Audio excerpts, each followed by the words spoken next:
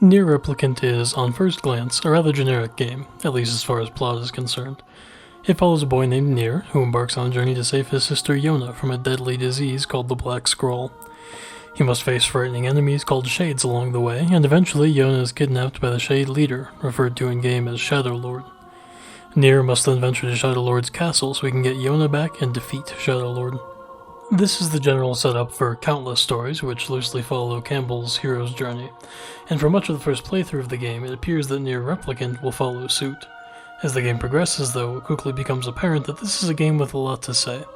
In particular, it has a great deal of commentary about the psychology of self.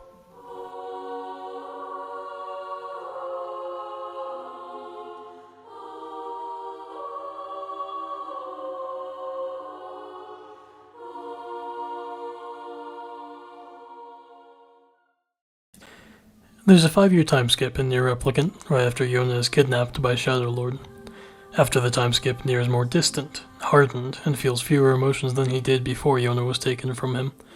This is the first hint the player gets that the story is not a typical hero's journey. The illusion of normality is completely shattered upon reaching Shadowlord's castle near the end of the game.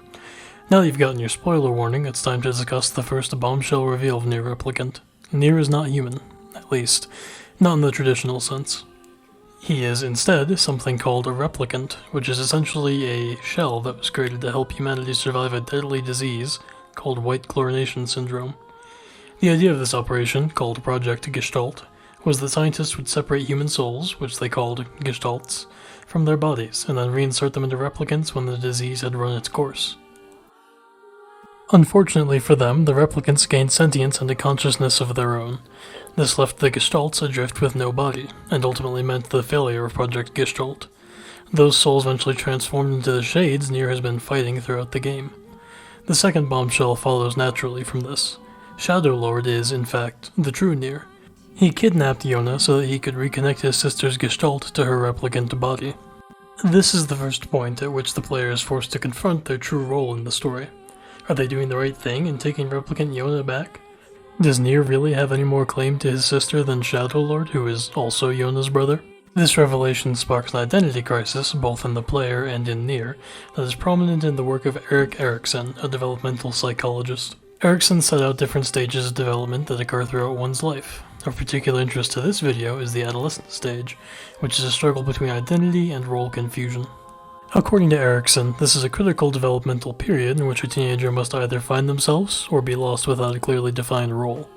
Failing to resolve a developmental stage can result in maladaptation, which in this particular stage means that a person might become fanatic. This is certainly the case with NieR, who, unable to form a cohesive identity anymore, becomes single-minded in his pursuit of Shadowlord.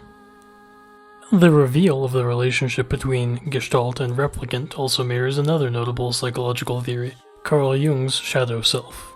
Jung believed that each person possessed a shadow self, which represents the repressed parts of their psyche. In particular, the shadow self was the part of us we did not want to acknowledge. Jung believed that people had to accept their shadow self in order to grow and become their best selves. This has been discussed in other games, most notably the Persona series, but NieR Replicant takes an interesting approach to this. NieR does not accept his shadow. In fact, NieR outright kills his shadow, who is, of course, Shadowlord. You, as the player, have no say in this, it happens in a cutscene. The added issue with this is that Shadowlord was the only Gestalt to retain some degree of conscious thought. As such, humanity would have had a chance to learn to reintegrate while he was alive. With his final blow, NieR kills not only his own shadow, but the shadow of humanity as a whole.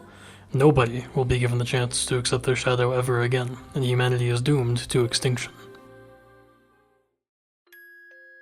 Maybe the most heart-wrenching thing about NieR Replicant is that your second playthrough is, for all intents and purposes, the exact same as your first. You follow the same plot beats, go to the same locations, fight the same enemies. The only difference on playthrough 2 is that you can now understand the Shades and see certain things, like the ending, from their point of view. Most of them just want to be left alone.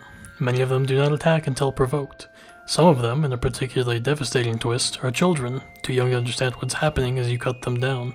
You cannot change what NieR does at any point. You can only feel worse and worse about what you're doing as you lead NieR down the path of vengeance for the second time. In this way, the game makes the player feel complicit in NieR's reprehensible acts, adding to the psychological impact the story has. By far the most interesting psychological trick the game pulls is found in Ending D, in which NieR's human-shade hybrid companion, Kaine, begins to relapse and go berserk. Once she is defeated, the player is presented with a choice. They can let Kaine die, or remove themselves from existence to save her. In technical terms, this means deleting your save file entirely and irreversibly. In plot terms, this means making it so that NieR, and by extension the player, never existed at all.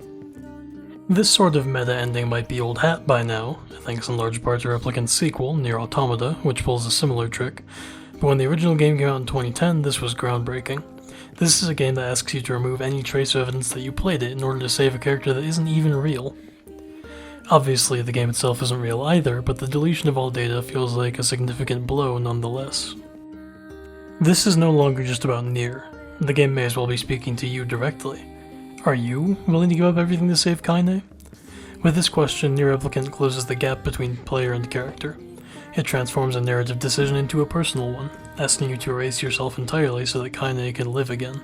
Psychologically speaking, this represents ego death, a psychoanalytic term that essentially means the dissolution of identity.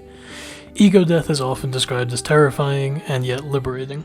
It involves the surrender of identity, control, and attachment, all of which are the very things that typically ground our sense of being.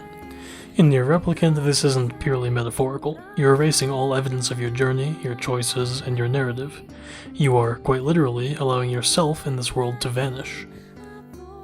By giving up NieR's existence, you give another character theirs. By doing this, the game reframes your entire relationship with identity and achieves something truly rare for a game. It causes the player to sit and think about their choices. By making your absence the means by which someone else lives, the game makes the player confront what it really means to matter. Is NieR's life any less valuable when there's no evidence it existed in the first place? NieR Replicant says, no, it is not. And in doing so, it challenges the notion that identity comes solely from accomplishments and actions. Instead, identity can come from something as simple as being willing to sacrifice for others. NieR Replicant is a game in which there is no right answer. NieR is a monster for his actions, objectively speaking, but ultimately he and Shadowlord sought the same thing. They both wanted their sister back. They are quite literally two sides of the same coin. NieR refuses to accept this, and in doing so, ultimately dooms humanity. NieR Replicant is a game, therefore urges us to confront our own shadows. It also challenges us to question where our identities come from, and how our sense of self defines us in the face of hardship.